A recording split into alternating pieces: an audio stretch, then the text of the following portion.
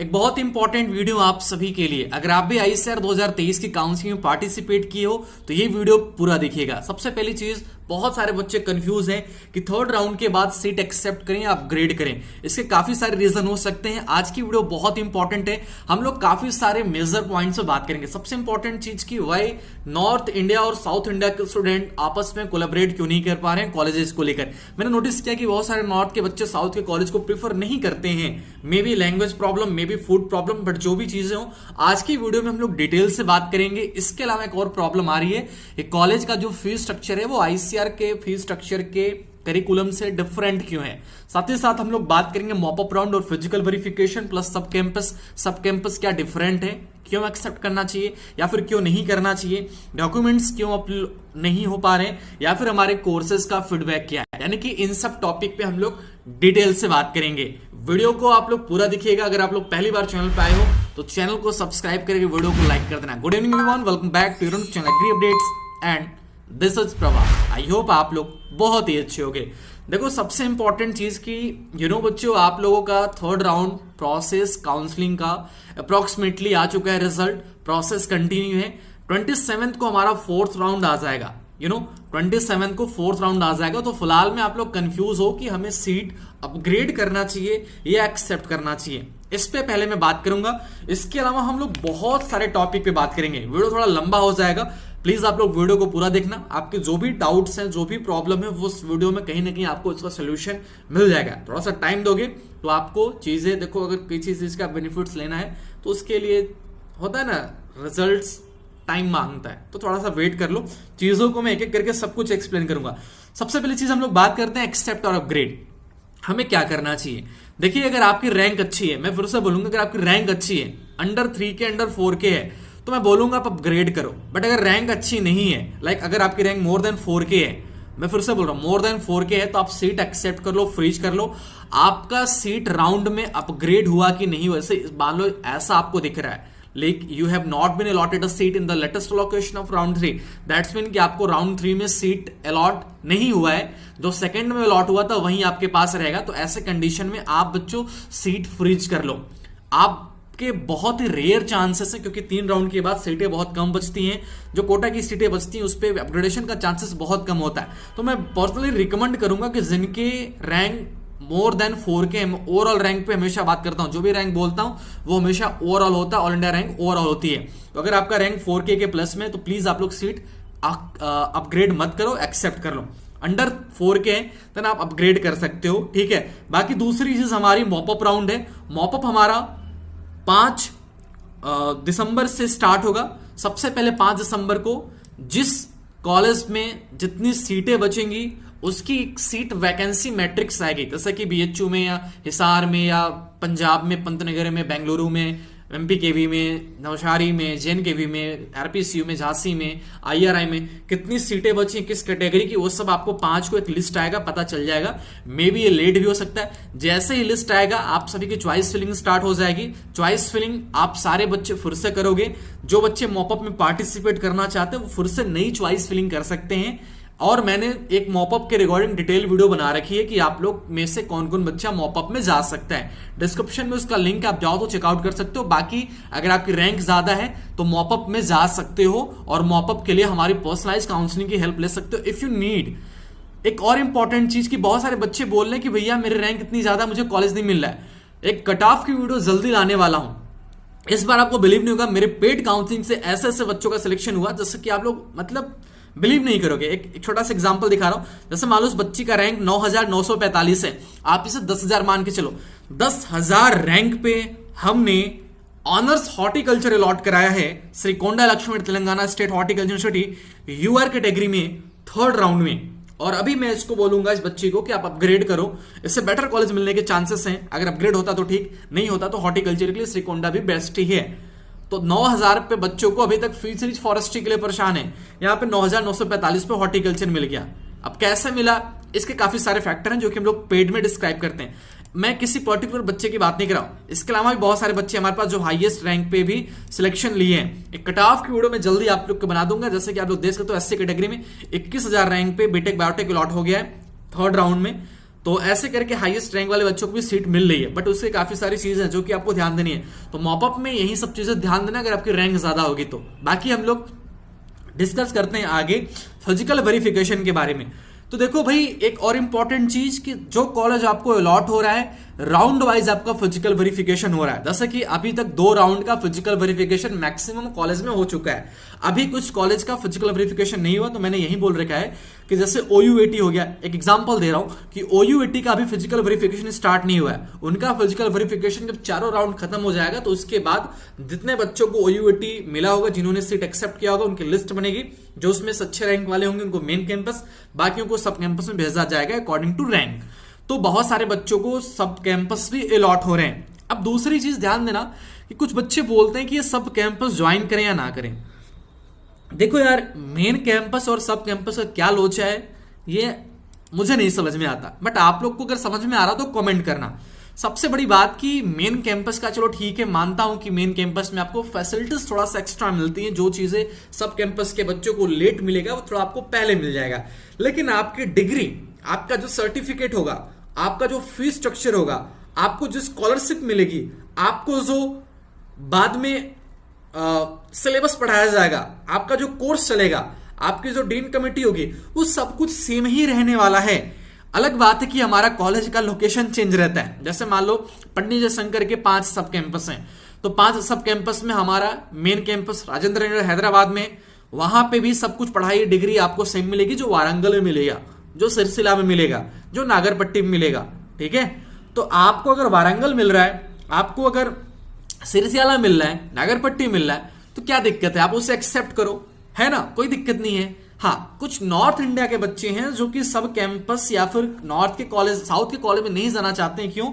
उनको प्रॉब्लम होती है लैंग्वेज की। देखो, एक सिंपल सी बात है कि साउथ इंडिया में अगर आप पढ़ो रहे हो किसी भी कॉलेज में, आपको हिंदी आए या ना आए, इंग्लिश आना कंपलसरी है। मैं ये अपना पर्सनल व्यू दे रहा हूं क्योंकि पिछले 4 सालों से मैं देख रहा हूं जो बच्चों का रिस्पॉन्स, जो हमें फीडबैक मिलता है, उसका ये मिलता है कि इंग्लिश बहुत इंपॉर्टेंट चीज है। अगर आप इंग्लिश का नॉलेज है, जैसा कि कुछ कॉलेज है यूएस धारवाड़ बगलकोट में, ये कुछ सब कैंपस में कन्नड़ लैंग्वेज में पढ़ाई होती है, तो भाई ठीक है, कन्नड़ लैंग्वेज पढ़ाई होती है, अलग बात है, प्रॉब्लम थोड़ा सा हो रहा है। लेकिन अगर आपके पास ऑप्शन है अपग्रेड का तो करो, नहीं हो रहा है, एट द एंड आप अगर यूएस बैंगलोर, यूएस धारवाड़ बगलकोट कोई भी रायचूर मिल रहा है और आप उससे एक्सेप्ट कर रहे हो, तो प्लीज आप ये ध्यान देना कि आपको इंग्लिश आना चाहिए, क्योंकि जो आगे की स्टडी होगी, जो हमारा टीचर वहां पढ़ाएगा, जो लेक्चर मिलेगा, जो नोट्स मिलेगा, जो एग्जाम होगा, वो कंप्लीटली इंग्लिश लैंग्वेज में ही होगी। तो आपका एग्जाम में पास होना बहुत जरूरी है, क्योंकि आगे की जो पढ़ाई हो रही है वो पास होगे तभी होगा।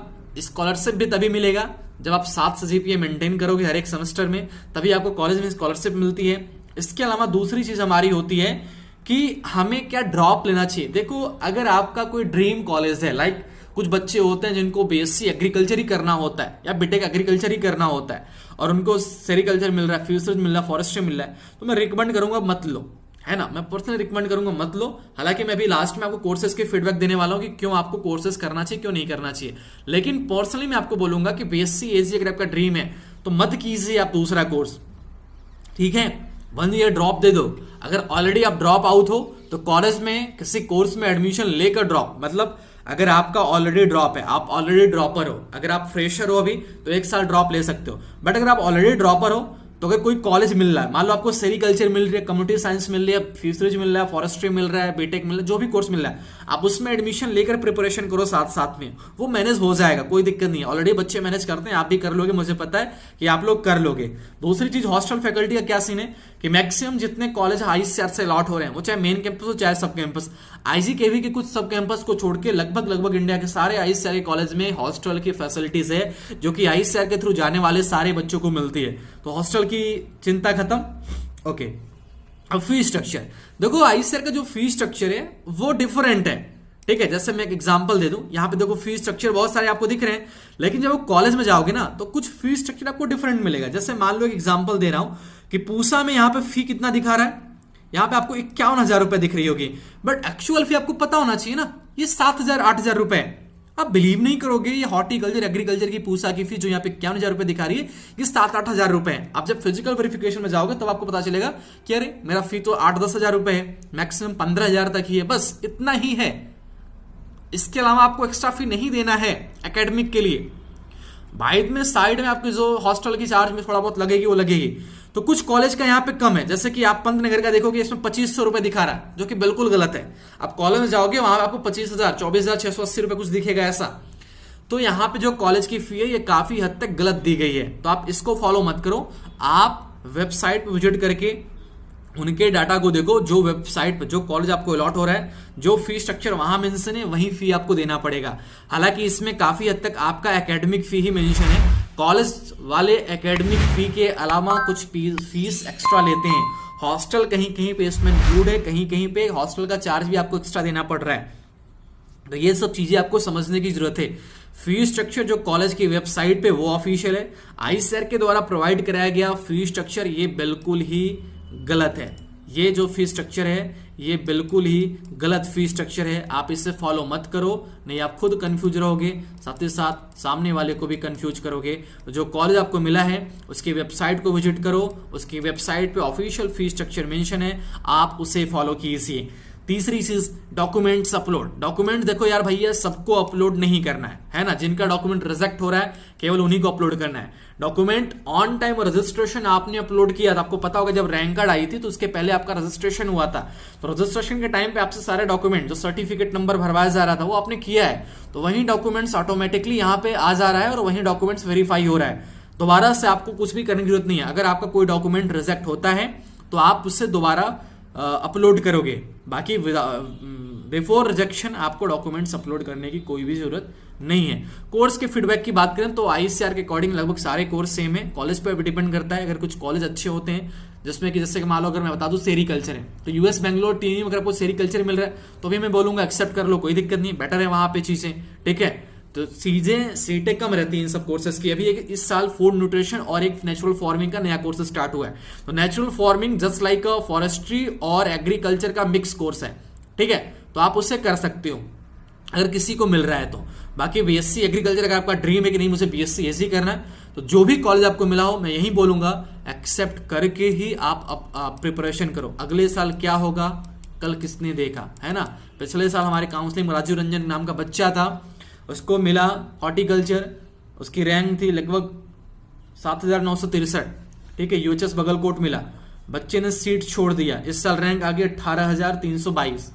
मैंने बात किया, बताया कि सर मैं बीमार हो गया था, तो कंडीशन किसको पता था कि बीमार हो जाएगा। इस साल कंप्यूटर साइंस में नहीं मिला, अभी पिछले साल ही इसको यूएचएस बगलकोट में हॉर्टिकल्चर मिल गया। मैं इसीलिए बोलता हूं कि सीट एक्सेप्ट करके ही करो, अगले साल क्या होगा किसी को नहीं पता है। तो जो भी करना है पहले आप सीट एक्सेप्ट कर लो, उसके बाद ही करो। बाकी नॉर्थ इंडिया के बच्चे साउथ के कॉलेज में जा सकते हैं, केरला वगैरह को छोड़ के मैं बोलूंगा अगर आपको यूएस बेंगलोर, आचार्य इंजीनियरिंग, पंडित जयशंकर का मेन कैंपस या फिर सब कैंपस 2-4 वारंगल, सिरसिल या नागरकोट ये सब मिल रहा है तो एक्सेप्ट कर लो, कोई दिक्कत नहीं। ऑलरेडी आपको नॉर्थ इंडियन के नॉर्थ कम्युनिटी के बच्चे वहां मिलेंगे, ठीक है, तो आप उनसे बात कर सकते हो। बाकी हमारा टेलीग्राम ग्रुप का लिंक है वीडियो के डिस्क्रिप्शन बॉक्स में, वहां पे लगभग हर एक कॉलेज में पिछले साल के अलॉटेड एडमिटेड बच्चे हैं, आप वहां पे क्वेश्चन आस्क करके उनसे पूछ सकते हो वहां के बारे में। आपको एक फैमिली माहौल मिल जाएगा, वहां के बच्चे आपको मिल जाएंगे। टेलीग्राम ग्रुप को ओपन करके ज्वाइन कर लो, वहां पे ऑलरेडी बहुत सारे बच्चे हैं जो कि पिछले साल इंडिया के अलग अलग नॉर्थ साउथ के कॉलेजेस में एडमिशन ले चुके हैं। तो ये चीज आप करो, आप कोशिश करो कि जो सीनियर्स हैं वहां पे पहले से पढ़ रहे हैं उनसे थोड़ा सा कनेक्शन बनाओ, उनसे कोलैबोरेट करो, ताकि आपका जो प्रॉब्लम हो आफ्टर गोइंग वहां पे वो पहले ही सॉल्व हो जाए। अगर आपको फिर भी लग रहा है कि नहीं मैं सर्वाइव नहीं कर पाऊंगा तो अभी भी आपके पास है, आप मॉपअप के लिए जा सकते हो। मॉपअप के लिए देखिए कुछ रूल्स हैं, वही बच्चे जा सकते हैं जो उस रूल्स को फॉलो करेंगे। अब आप सोच रहे हो कि मैं सीट एक्सेप्ट करके भी मॉपअप में पार्टिसिपेट करूं, तो दैट्स नॉट पॉसिबल। अगर आप सीट एक्सेप्ट करते हो, एडमिशन कैंसिल करते हो, तो आपको मॉपअप में नहीं जा सकते। अगर सीट मिल रही है तो एक्सेप्ट करने से पहले सोच लो, अगर एक्सेप्ट किया फ्रीज किया तो नॉट एलिजिबल फॉर मॉपअप, तो 4th राउंड तक अपग्रेड करो। अगर नहीं पसंद आ रही है तो वहीं पे छोड़ दो, कुछ भी मत करो, फ्रीज भी मत करो, डायरेक्टली मॉपअप में नई चॉइस फिलिंग करो। अगर आपने फी पे कर दिया है, सीट एक्सेप्ट कर लिया है तो आप एलिजिबल नहीं हो, बट फी पे किया, सीट एक्सेप्ट नहीं किया तो एलिजिबल हो। तो इन सब चीजों को फॉलो कीजिए। डिस्क्रिप्शन में मॉपअप के रूल्स की वीडियो है, आप ये आई बटन पे भी क्लिक करके देख सकते हो। बाकी इसके अलावा जो और भी दिक्कत होगा मैं नेक्स्ट वीडियो में आप सभी के साथ शेयर कर दूंगा। मॉपअप हमारा आने वाला बहुत इंपॉर्टेंट प्रोसेस है।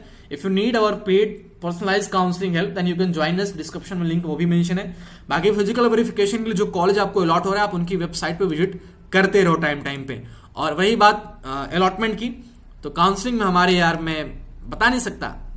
10,000 रैंक तक के बच्चों को कॉलेज मिल रही है, वो भी अच्छा खासा कोर्स हॉर्टिकल्चर। आप लोग देख सकते हो यहाँ पे पूरा का पूरा यहाँ पे व्यू आपको दिख रहा है ना। देखो यहाँ पे कैंडिडेट ने आशी ओबीसी कैटेगरी की बच्ची है, 10,000 रैंक, लगभग 9,950-45 हॉर्टिकल्चर मिला है। अलॉटेड कैटेगरी है यूआर, जनरल कैटेगरी की सीट अलॉट की गई है श्रीकोंडा लक्ष्मण में तीसरे राउंड में। चौथे राउंड में भी और अच्छी कट ऑफ जा सकती है। कट ऑफ की वीडियो में जल्दी लाने वाला हूं, बताने वाला हूं कि हमारा थर्ड राउंड में क्या कट ऑफ रहा है और फोर्थ में क्या एक्सपेक्टेड जाएगा। आई होप कि आपको वीडियो समझ में आ गया। थोड़ा बहुत हमने कोशिश की आपको समझाने का, बाकी नहीं समझ में आ रहा है तो मैं फिर से वीडियो क्रिएट करूंगा आपके पर्टिकुलर टॉपिक पे, किसी पर्टिकुलर टॉपिक पे। बाकी आप लोग कमेंट करो, जिस कमेंट पे सबसे ज्यादा लाइक आते हैं मैं उस टॉपिक पे वीडियो प्रयास करूंगा कि बनाऊंगा, पूरा एक्सप्लेनेशन दूंगा। ठीक है, आप लोग कमेंट करना। अगर किसी का बहुत ज्यादा कुछ कमेंट को लाइक आता है कि हाँ ये प्रॉब्लम सच में जेन्युइन प्रॉब्लम है, बताना चाहिए, तो जरूर मैं उस पर वीडियो क्रिएट करूंगा। बाकी चीजों को मैंने कहीं ना कहीं अपने वीडियो में एक्सप्लेन कर रखा है। आई होप आप ये चीज समझ पा रहे होंगे। Thank you so much, all the best. मिलता हूं आप सभी से नए वीडियो में अपडेट के साथ। देखते रहिएगा एग्री अपडेट्स, और मिलता हूं आप सभी से नए वीडियो में। बाकी जिन बच्चों को सीएससी कानपुर मिला है वो हमारा पर्सनल नंबर डिस्क्रिप्शन में बात कर सकते हैं। कोई दिक्कत होगी फिजिकल वेरिफिकेशन में स्टार्ट है यहाँ पे। अगर आपको किसी भी राउंड में लॉट हो रहा है आप कभी भी आओ, करा लो यहाँ पे। ठीक है, thank you so much, all the best, bye bye. Description को जरूर चेकआउट करना।